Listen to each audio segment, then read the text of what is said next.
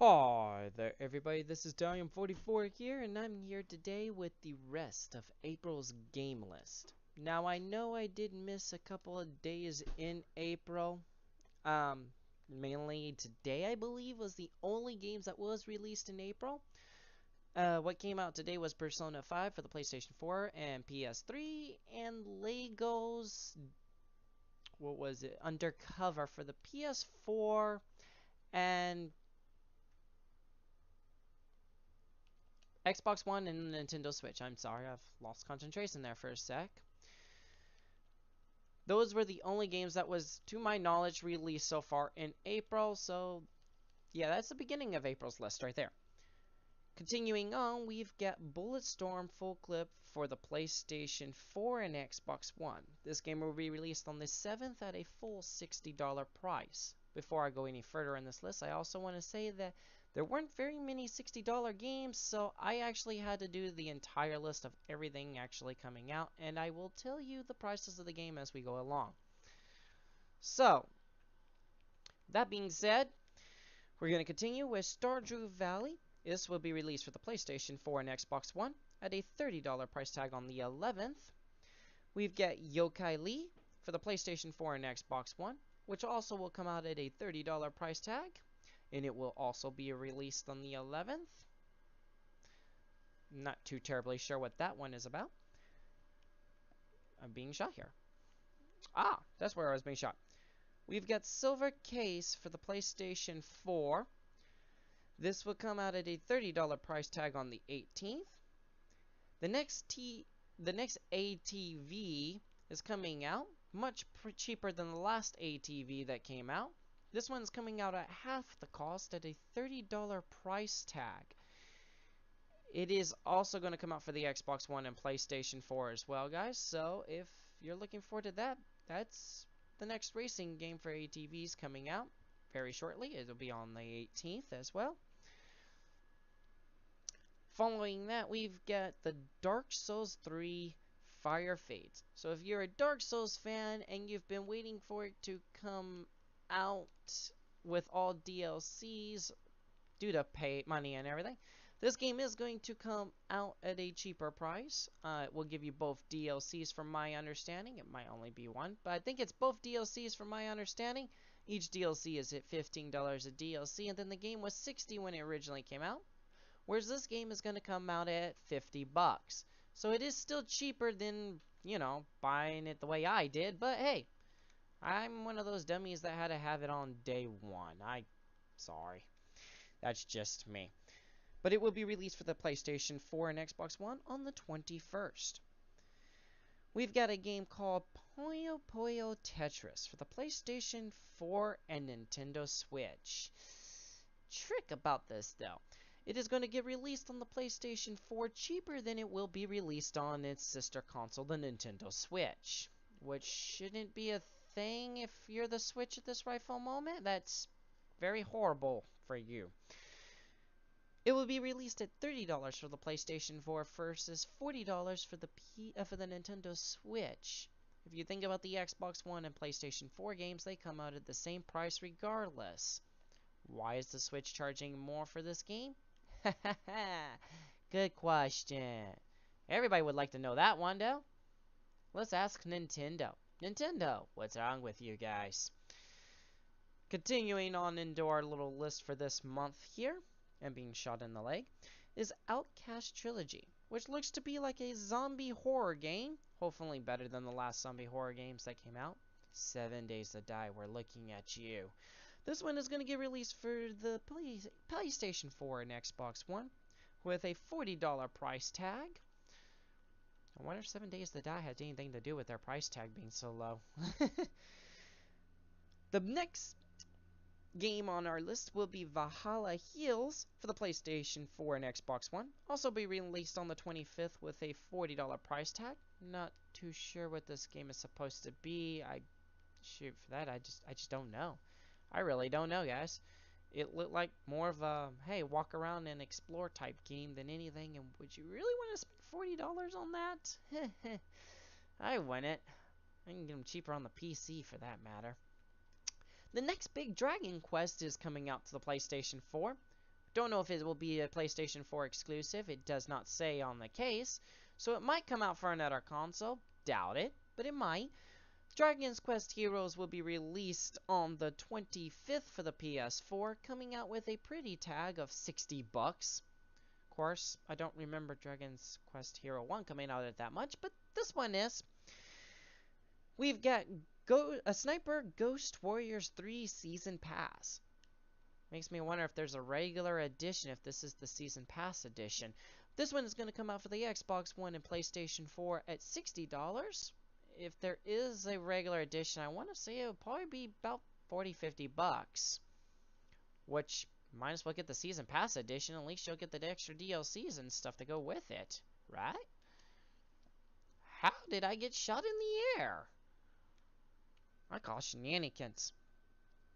After that, we've got Siberia for the PlayStation 4, Xbox One, and PC. Hey, look, there's a PC title. Yes, I said it right, PC title.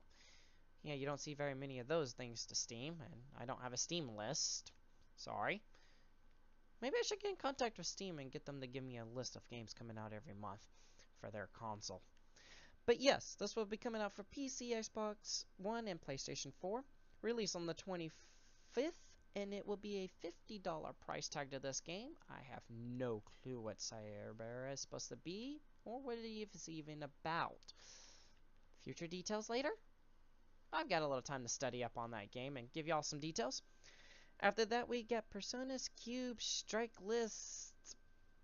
Big title for the Vita.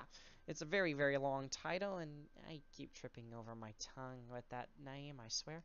This will be coming out for the PlayStation Vita, so if you got that Vita still tucked away and you're a fan of Japanese-style games, you might want to dust it off and get it ready to play your new Japanese game that's about to come out. This will be released on the 28th for the PS Vita. And did I just seriously jump off the map? Okay. It's going to come with a pretty price tag of 40 bucks. Not too terribly bad for a handheld game these days. That's what they about range. We've also got the Little Six Nightmares. No, sorry, Little Nightmares 6. I said that backwards. My bloody dyslexic got the control of me again. Little Six Nightmares is going to come out for the Xbox One, PlayStation 4. It's probably already out on the PC. It's also going to get released at a $35 title on the 28th, and it's actually one that I'm looking forward to trying to play. It just looks really, really fun. It looks like it's an any type game, and channels like Markiplier would probably be playing it, and if y'all want to see me play it, I would definitely like to play it. If you want to see me play it, I would play it. It looked really, really interesting for us. You get to explore your childhood nightmares. I love doing that. Plus, indie games are just fun every now and then. Just calming, relaxing. Just go sit, play an indie game with a friend, and just enjoy. Yes, I just shot him with a rocket. The last game on our list is for the Nintendo Switch. Unfortunately, it's not a game that I am highly praising at this rightful moment because it has been released for the Wii U. It is Mario Kart 8 Deluxe Edition. This is supposed to come with some extra downloadable characters already on the disc, as well as downloadable tracks already on the disc. But the price tag does not please me at one little bit for this particular game. Because of the fact that it is supposed to be a remake game, if you think about remake games from PS3 and Xbox 360 coming over to both consoles, they were never starting at $60. Except for certain ones, but some of them, like, if you think about it, I mean, the one that came for the PS4 recently to $60 was BioShock, and it had 3 games and DLC to go with all the games. Yeah, I see $60 for 3 games. This is just one. It's Mario Kart 8. You heard me right. Mario Kart 8 Deluxe will be coming to the Nintendo Switch, but at a handy price tag of 60 bucks. We are really going to have to start questioning Nintendo's motives here and who they're actually looking out for, their sales or their fans. To me, I still think the Nintendo Switch is an overrated system. The battery life isn't as long as it should be. If you're going to make this a handheld slash console, plus your joysticks are going to start blowing out. It hasn't even been a month. I've got several of my customers here in my town that's told me, hey, yeah, my joystick blew out, so I gotta buy another joystick. And I'm like, wow, really? It's a month old. Shouldn't be having these problems that quickly. But the Nintendo Switch is having several problems. One of them being its lack of library as far as I'm concerned, and its $300 price tag. Yeah, yeah. Library, not existent. $300 price tag, way too dang much as far as I'm concerned for that console. And it's got short battery, and its joysticks are giving out. Which, to replace that, is not a pretty penny either, because those are coming in at $60 to $70 for the joysticks for the Switch. And then to boot, Nintendo didn't want to make enough consoles to go around. Makes it harder to find. Huh.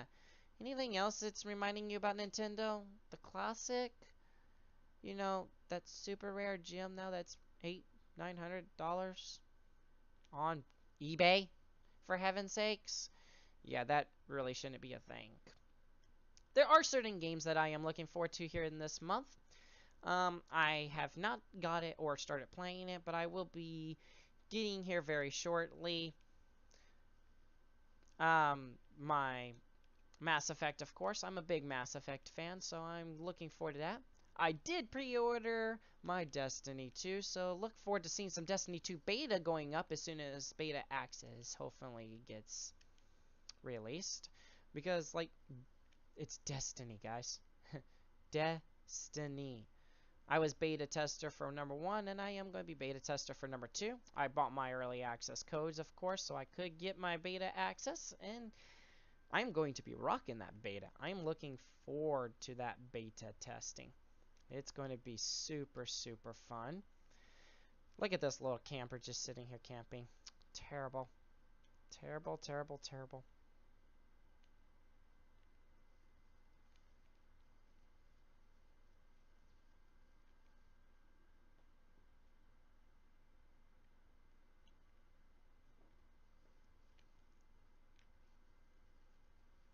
Oh, I got blown up with a grenade. That is actually all the games that is coming out this month. I am looking forward to seeing what you guys are thinking, of course, about the Switch charging a little more than it should for certain games, especially if it's going to come out on a console that you're a rival with. Cheaper, even by $10, is still $10. A lot more people have that PlayStation 4 than they do the Switch, but some people might be willing to put $300 into the console if the game was maybe the same price. Maybe. I doubt it, but maybe. I also don't think that Zelda was, well, as well mentioned as it should have not been. A lot of people have actually hyped Zelda too high up as far as my opinion is concerned. The game is awesome, don't get me wrong. I'm liking the graphics, I'm loving the puzzles. But to be able to beat the game in, what is it, an hour and 20 minutes? Terrible. Whereas for Honor, we have, like, I put a lot of time into that so far and haven't even made it out of the first gate. You guys know it's all on my YouTube channel. Just check out my For Honor page right there. It's a really good series. It really is. Dark Souls 3 did get its new DLC here recently, guys. So if y'all do have Dark Souls 3 and its first DLC and don't have the second one, you might want to get on there and get your $15 DLC. If not, then I'm sorry. But the DLCs are supposed to give you extra missions, an extra couple of towns, and an extra couple of bosses to fight per DLC as far as my understanding is concerned for it. And heck, it's actually really fun. I love it still. Dark Souls is still one of my favorite games. Always has been and probably always will be. Other than Call of Duty, of course. I don't think that this one got as much praise as people wanted to say it at first, but it seems has climbed back up the hype of its rope here. Unfortunately, it was not long ago when, well, Advanced Warfare, the original copy, has fallen down, and then the bigger copies with Modern Warfare Remastered also fell down below $60. Modern Warfare Remastered fell to $60 is when I picked up my Advanced Warfare Modern blah, blah. Yeah, English, English. That's the thing I don't really do that well, apparently. Modern Warfare, Infinite Warfare and Modern Warfare bundle fell to $60 earlier in the year, and unfortunately has now gone back up to 80. So if y'all didn't get it when it was 60, I do apologize, guys, but it is still out and it is still $80. It's just it's now 80. The game has gotten more hype and got more playtime on it, and is seeing more playtime, so they've seen fit to raise the prices again. Anyways, guys, I am looking forward to hearing what you guys think of the game list. Which games y'all are looking for here in April? Will be getting May's list hopefully recorded and getting ready to be posted up for May, before May. Look forward to that in the third week of this month. And yeah, please leave your comments down in the comment section below, guys. I'm looking forward to hearing from you guys. If you haven't subscribed, please subscribe. I have reached 100, and I do thank you guys for subscribing and getting me to 100 subscribers. As well as, yeah, it just feels great to be at 100 subscribers. So I do please thank you guys for that. This time, 4-4 saying over and out. You guys, stay safe out there.